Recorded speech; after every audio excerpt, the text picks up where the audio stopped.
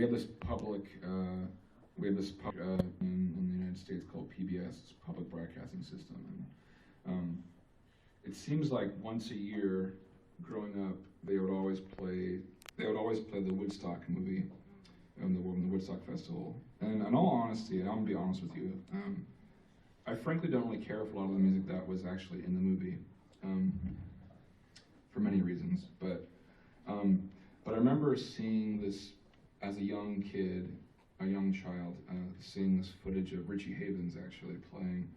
The story of Richie Havens is that Richie Havens walks out to open Woodstock Music Festival, and he has an acoustic guitar, and there's, if I remember correctly, I could be wrong, I think there's only one microphone on the stage that he has in front of him, and I think it's pointed like at the middle, like this.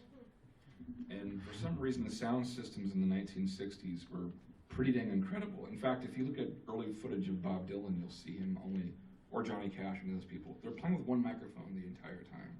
And anyways, but going back to Richie Havens and Woodstock. I mean, if you've ever seen the footage of Woodstock, you'll see there's like a million people. Anyways, and so Richie Havens, you know, he walks out on stage and he does his set, and it's an acoustic guitar, and it's not exactly in perfect tune, you know. It's the month, I think it's the month of July. It was the summertime in upstate New York, and it's very hot, it's very humid. And if you didn't know how hot it was, you could actually see him because he's covered in sweat, and he's the shirt that he's wearing is just soaked through with sweat.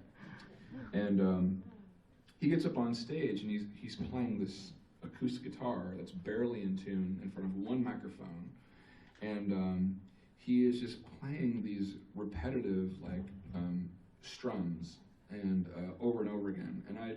And I know when I was a kid, I didn't aspire to be a singer-songwriter at all. I wanted to be like a painter. I wasn't planning on doing this or being here, like, you know. But I didn't know it then. But later, that just like the few minutes I saw of him performing at Woodstock would have a profound effect on me in my musical direction. Not early on, but where I'm going, I think now. But there's this repetitive thing. So he does his set, he gets off stage, and then in the movie you only see like a few minutes of him. But the story was that he played for 3 hours, like this. One microphone, one acoustic guitar, like no backing band or nothing. And he does these improvs, and it's pretty incredible. If you could find the footage, you should definitely watch it. Richie Havens at Woodstock, it's incredible. And anyways, and then like, so that, and also hearing like little bits of Brazilian music when I was a kid, you know. I didn't know much about Brazilian music, but I liked the repetitiveness of Brazilian music. So that's my little dance there I was doing there for you. Yeah, so I had those two things, but they would go on to influence me. So I'm not really directly influenced so much by other artists as I am by the little tiny, you know, less than 2 minute shots, maybe less than that, of their performances or music.